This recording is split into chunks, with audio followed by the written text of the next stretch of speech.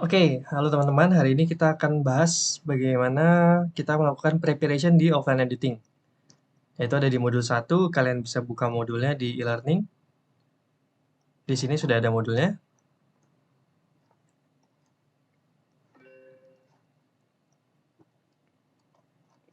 Pertama, yang kalian perlu lakukan adalah, oh ya jangan lupa untuk tugas mingguannya, si tahap yang kalian lakukan ini harus di-record dengan webcam kalian nyala. Ini seperti ini, saya record pakai OBS. Kalian bisa cek di video sebelumnya gimana caranya kalian bisa record bareng sama webcamnya.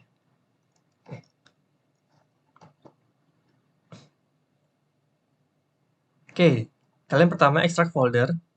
Ini saya udah punya template folder. Kalian download lalu kalian ekstrak. Di sini saya taruh di template folder. Anggap ini belum ada. Oke.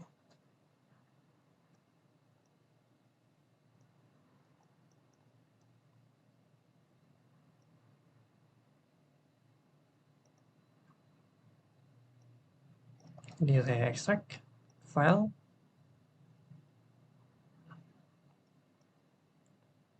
Ekstrak here. Oke, saya udah punya foldernya. Di dalam folder ini, kalian punya folder documents, footages, projects, outputs.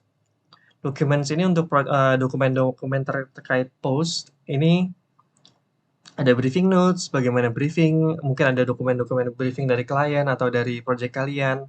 Ada revision notes, ini untuk notes-notes revisi, misal ada, oke, di preview pertama ada revisi sekian, itu kalian simpan PDF-nya ditaruh sini. Lalu ini ada payments, mungkin yang terkait pembayaran, gitu-gitu bisa kalian taruh sini. Sebenarnya ini foldernya udah lengkap ya untuk kalian lakukan di post, untuk post studio gitu katakanlah. Lalu folder kedua ada footages. Dalam footages, di sini ada footages lagi. Jadi ini footages yang dari lapangan. Ada raw, ada proxy, ada outsource, ada audio. Raw adalah semua file gambar yang didapat dari syutingan. Semua kamera yang kalian syuting. Proxy adalah materi konvertan dari raw. Pada pertemuan selanjutnya kita akan bahas gimana cara kalian bikin proxy. Kalau kalian ingat, di kelas kita pernah bahas bedanya offline sama online editing. Pada tahap offline, kita akan menggunakan file proxy, bukan file raw, karena terlalu berat kalau kalian pakai file raw. Lalu ada outsource. Jadi kalau kalian pakai footage, katakanlah, kalau saya bisa pakai Envato, atau pakai apa, kalian download di sini. Nah ini nanti kalian begitu selesai download, kalian taruh di outsource. Jadi dia nggak taruh di raw, oke?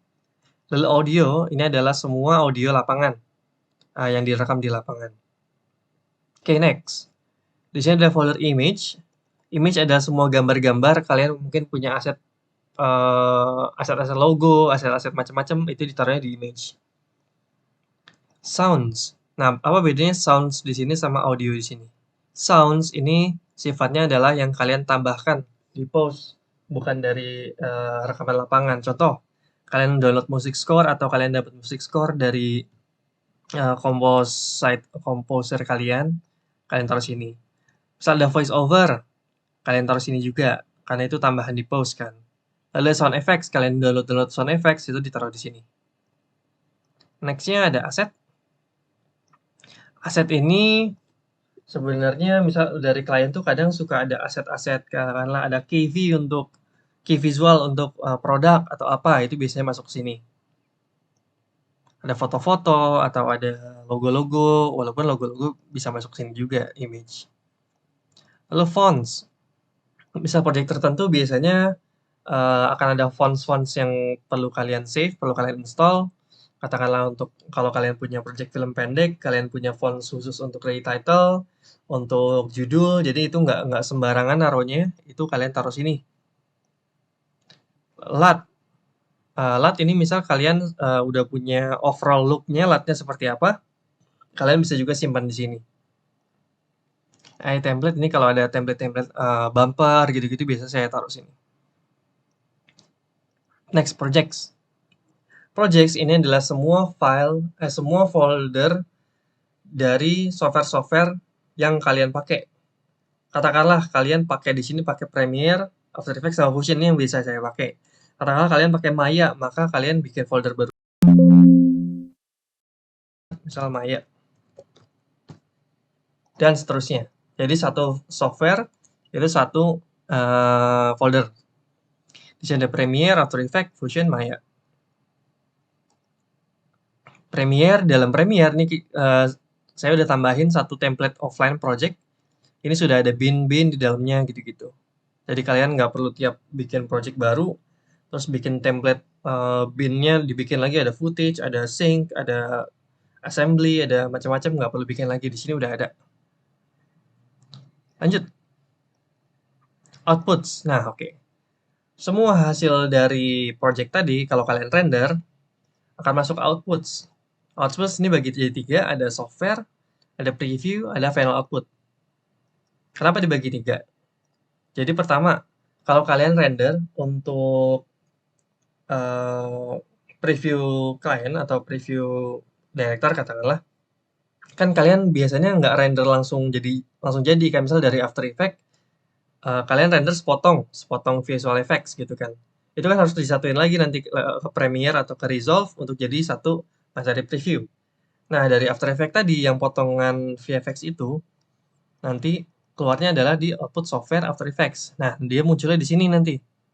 Ini kalian bikin tanggal, biasanya saya bikin tanggal contoh 30 10 23 atau 23 10 30 tergantung kalian mau formatnya tahun, bulan, tanggal apa gimana.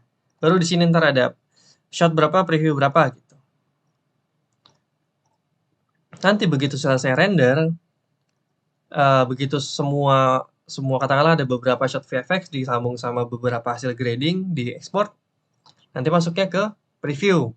Nah, ini ada 2 preview. Apakah dia itu offline preview atau online preview? Offline preview berarti kaitannya sama offline editing. Ada assembly, ada rough cut 1, rough cut 2, ada fine cut, ada sampai picture lock. Lalu ada online preview. Online preview ini berarti preview yang di dalamnya untuk color grading, untuk visual effects, untuk sound mixing, itu masuknya nanti online preview.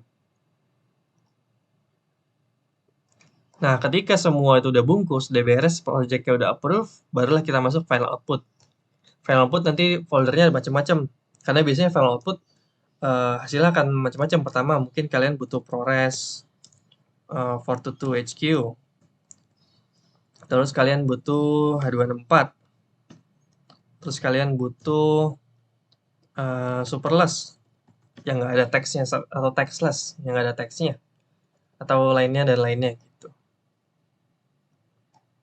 Oke, jadi itu perkenalan untuk folder-foldernya. Lalu pertama kita akan coba sesuai sama ini. Extract template folder kita sudah ekstrak barusan. Lalu dalam template folder tersebut tempatkan materi raw kamera dan suara di folder yang sudah dibuat. Buat folder berdasarkan day card clip. Ini maksudnya apa sih day card clip? Maksudnya adalah coba kita ambil satu ya di kumpulan footage.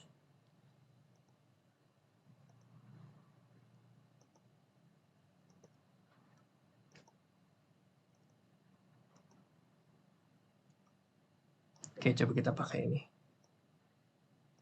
Kita pakai yang 4.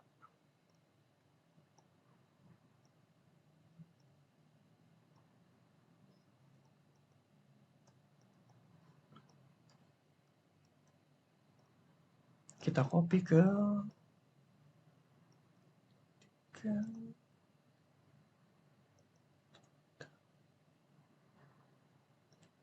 pertama kita akan copy raw footage-nya. Footage raw.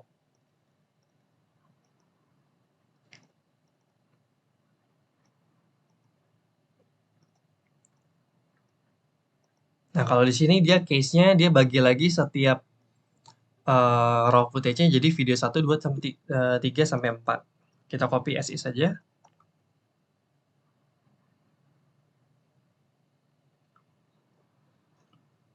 Sambil nunggu, kalau berarti ini kita punya script, ini bisa kita copy juga ke tadi folder documents. Kita bisa taruh di sini, briefing notes. Oke. Kita tunggu ini. Kita coba cek untuk sound. Oke.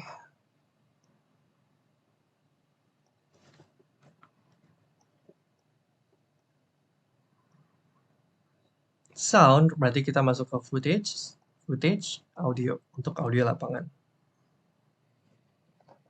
Oke. Copy selesai. Kita perhatiin di sini formatnya di card clip. Kita masuk ke tadi footage, raw. Kalau di sini dibagi dulu ya, video 1, 2, 3, 4. Di dalamnya baru D1, lalu card 1, lalu footage-nya. Oke. Berarti ini udah sesuai.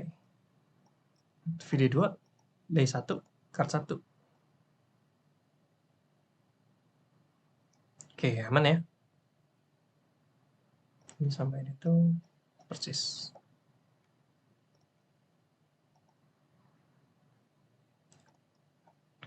Tiga D1 card 1 aman, D1 card 1 aman.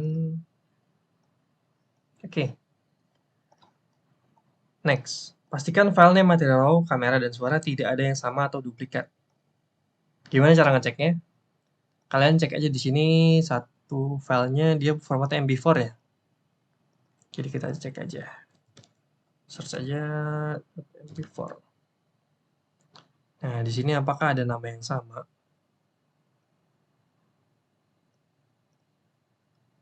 Sort by. Oke, aman ya, namanya unik semua, nggak ada yang sama. Nah, gimana kalau namanya ternyata ada yang sama? Kalau namanya ada yang sama, biasanya karena kameranya kalian pakai dua kamera, terus namanya dia overlap, itu mungkin. Atau kalian kameranya pakai kamera yang ketika dia nge-record ketika kameranya, card-nya itu diformat, dia akan ngulang lagi ke channel 1 lagi. Ada juga yang begitu. Terus gimana kalau kayak gitu? Oke, kalau kayak gitu, biar mudah, kalian beri pembedaan. Katakanlah ini kita buat video biar mudah. A, ini B, ini C, ini D. Di sini ada video A, B, C, dan D. Lalu ini ada D1, card 1. Oke. Ini kita akan rename ke format yang kemarin kita sempat bahas di kelas juga, bahwa format file name itu biasanya pertama adalah camera ID. Dalam kasus ini kita akan pakai video ID. Ini berarti A karena dia video A. Lalu card. Ini karena card 1 kita pakai A01 underscore clip name. Oke, jadi nanti kalau untuk video yang kedua kita akan pakai B001 karena card 1 lalu clip name. Oke. Kalau klipnya banyak gimana? Ada beberapa tools. Kalau kalian pakai Windows, kalian bisa cari namanya bulk rename utility. Ini kalian tinggal copy path-nya dia. Lalu kita pakai yang ini. Kalian kasih prefix. Tadi kayak kita bahas, karena ini video A dan card 01, maka kita bikin A01 underscore. Ini ada new name-nya kelihatan ya langsung ya. Lalu kita rename. Oke. Oke, unik ya. Selanjutnya, kita masuk video B, D1, card 1. Ini kita pakai B001 karena dia video B.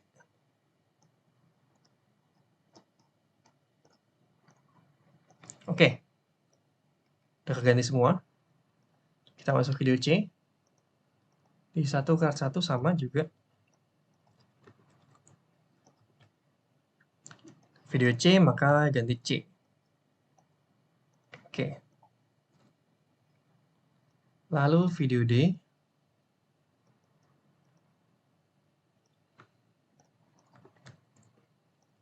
Video D. D001. Oke. Beres. Lalu kita masuk ke sound audionya. Kita cek juga. Kayak tadi kita foldernya pertama adalah D1. Kita pakai D01 aja.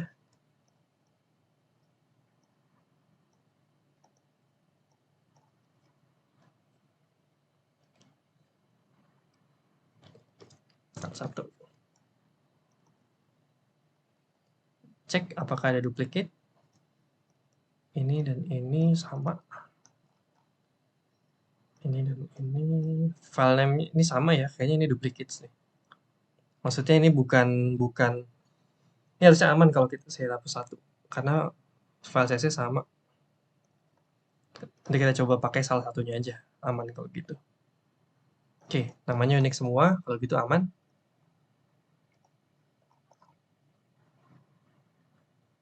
Sudah. Untuk modul 1 itu aja. Kita mindahin dari materi yang tadi ke foldernya masing-masing. Raw, kalau kalian punya videonya banyak kayak gini, A, B, C, D, maka bikin folder dulu, baru D1, baru CAR1, baru si klipnya. Oke? Semoga cukup jelas. Kalau ada yang kurang jelas bisa ditanyain di grup aja. Terima kasih.